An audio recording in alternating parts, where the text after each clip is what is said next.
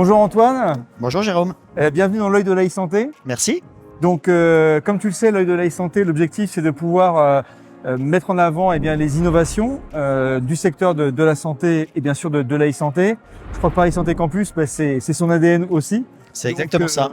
On voudrait savoir en fait, pour ceux qui nous regardent, savoir ce qu'est en fait Paris Santé Campus ici à Santé Expo. Quelles sont les startups qui sont importantes, et puis en tant qu'également médecin, tu as une vision aussi très forte de la technologie, ce qu'elle apporte auprès des problèmes de santé, et donc on voudrait avoir ton regard dans l'œil de l'e-santé. Merci. Alors, Paris Santé Campus, c'est un centre hybride, tout à fait nouveau, qui accompagne à la fois des acteurs académiques, des chercheurs, des étudiants, des soignants, mais aussi des entreprises, start-up, PME, ETI, grands groupes, à développer des solutions numériques innovantes pour le système de santé, avec plusieurs objectifs, évidemment, de la transformation pour le système de santé, de la création de nouvelles connaissances et de nouveaux outils scientifiques, mais aussi de la création de valeur économique et de l'accompagnement pour faire des grands champions internationaux à partir justement de Paris Santé Campus, avec une dimension française, européenne et internationale. Aujourd'hui, c'est plus de 1500 personnes qui sont à Paris Santé Campus et qui travaillent ensemble au quotidien. À peu près 500 chercheurs, plus de 80 startups, 5 instituts de recherche qui travaillent sur tous les domaines du numérique, l'intelligence artificielle, l'imagerie, les jumeaux numériques et les enjeux sociologiques. Et puis, ici à Santé Expo, 16 startups qui sont sur notre stand juste à côté de nous et qui ont choisi de venir exposer et présenter leurs solutions parmi donc les 80 startups qui sont présentes. Et en tout, c'est plus de 130 organisations présentes au sein de cet écosystème. Alors là, on voit sur le stand, il y a quand même beaucoup de sociétés innovantes. En tant que médecin et forcément acteur éclairé du secteur de la santé, s'il y avait une innovation, une information à retenir de Santé Expo cette année? Alors pour moi, dans Santé Expo, ce qu'on voit, c'est l'explosion de l'intelligence artificielle, qui est vraiment un des éléments extrêmement transversal et qui vient accélérer une révolution numérique qui était déjà bien entamée et promettre beaucoup d'innovations pour le système de santé. Donc que ce soit là avec Opia pour la planification hospitalière, avec 1000 vues pour l'analyse de la radiologie, sur d'autres domaines, sur le diagnostic, sur l'IA générative pour le lien avec les patients, avec Nabla, etc. C'est autant de jeunes entreprises innovantes qui sortent toutes du domaine de la recherche, qui sont vraiment les phares pour transformer le système de santé de demain. On peut découvrir les startups de Paris Santé Campus? Avec plaisir. On y va.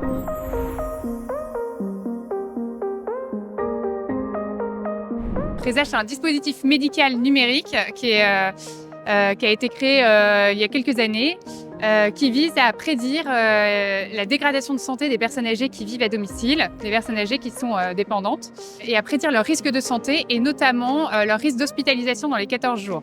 On est hébergé effectivement par Paris Santé Campus. Voilà, on a la joie d'être dans l'écosystème de l'e-santé ici avec l'ensemble de nos collègues voilà, qui travaillent à l'innovation en santé et à améliorer la qualité de vie et la prise en charge des personnes, quel que soit leur âge, voilà, en France et ailleurs. Merci à l'œil de l'e-santé. Nous sommes un institut de recherche maths appliquées informatique avec beaucoup d'équipes, on va dire peut-être 30% des équipes qui sont impliquées dans le domaine de la santé, parfois au niveau de modélisation fondamentale et aussi en termes d'application. Ce qui nous intéresse, nous, c'est l'impact de nos travaux.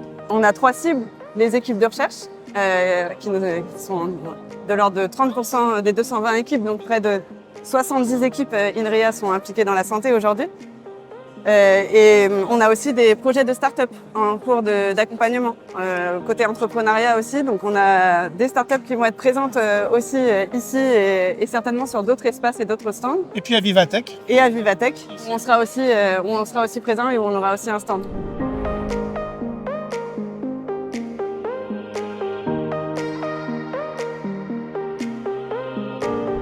Milvu fait de l'intelligence artificielle sur de l'imagerie médicale et apporte aux radiologues et donc aux patients des gains de productivité, une sécurité diagnostique et une amélioration, notamment pour les patients qui passent par les urgences, une amélioration de la prise en charge par une réduction du temps de passage aux urgences et par une amélioration, une réduction des erreurs diagnostiques qui peuvent être faites quand il n'y a pas une interprétation radiologique en temps réel. L'enjeu de Milvu, il est double.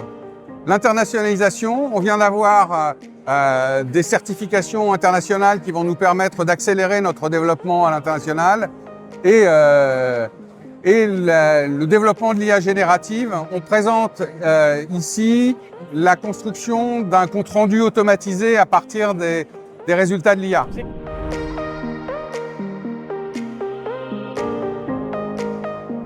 Je suis médecin biologiste de formation, comme Gabriel. Ouais. Mais j'ai la spécificité après d'avoir fait un PhD en radiothérapie, donc qui est une autre spécialité médicale.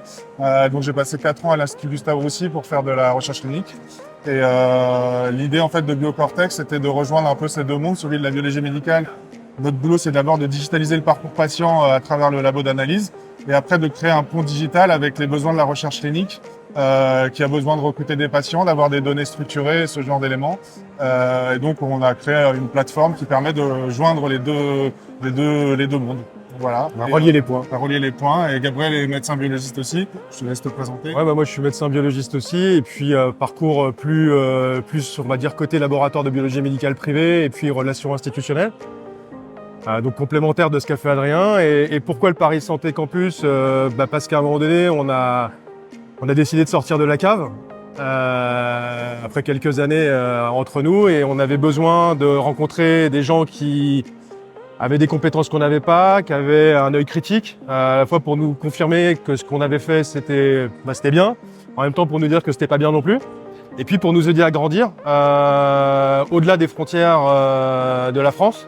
Notre ambition, c'est évidemment d'aller en Europe, mais c'est aussi d'aller ailleurs, et notamment aux États-Unis.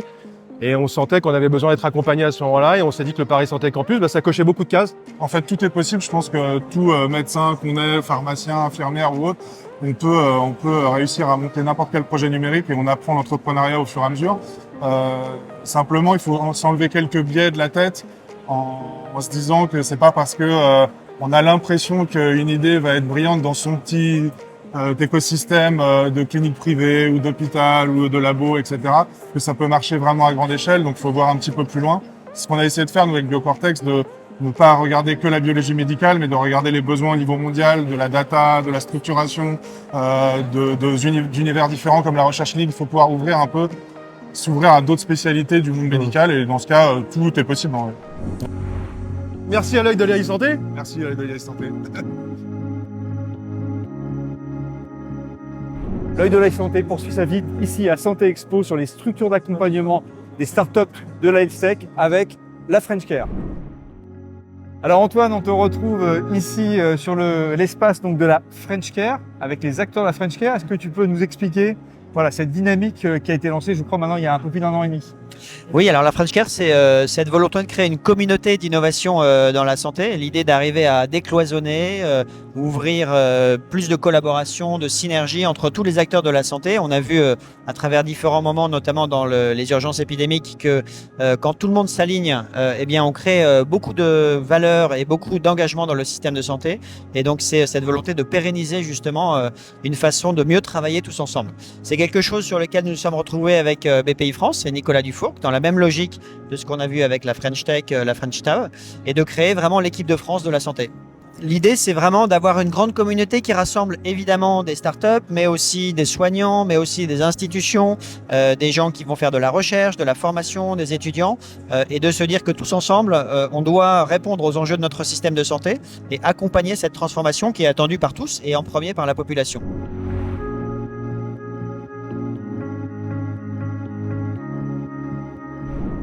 Abeille, d'abord, c'est la start-up des opticiens Atoll.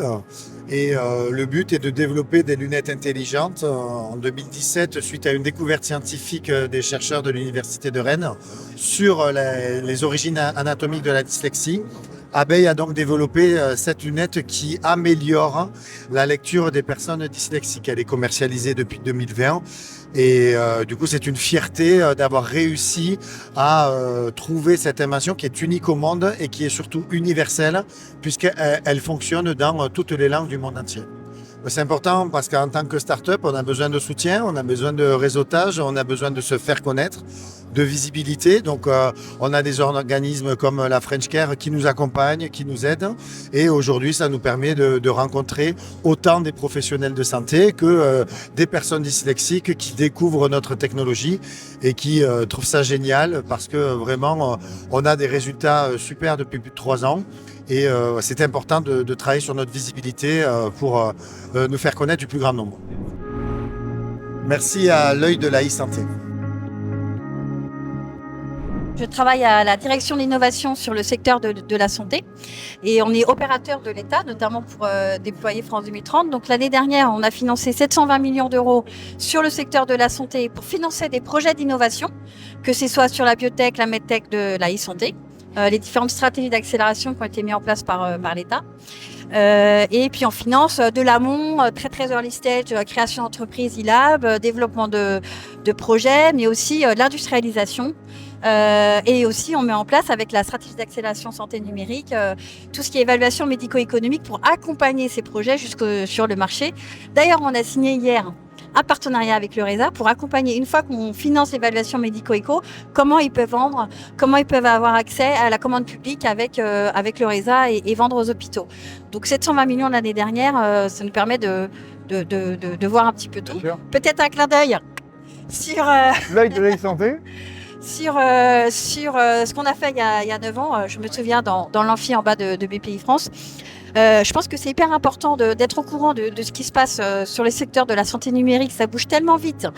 C'est tellement compliqué autour des données de santé, de la réglementation, de l'évaluation médicale, de l'achat. C'est important d'être au courant de ce qui se passe, de l'évolution et que les entreprises puissent anticiper, gagner du temps pour aller sur le marché encore plus vite et accéder finalement pour le patient et le professionnel de santé. Donc hyper important de connaître bien son écosystème.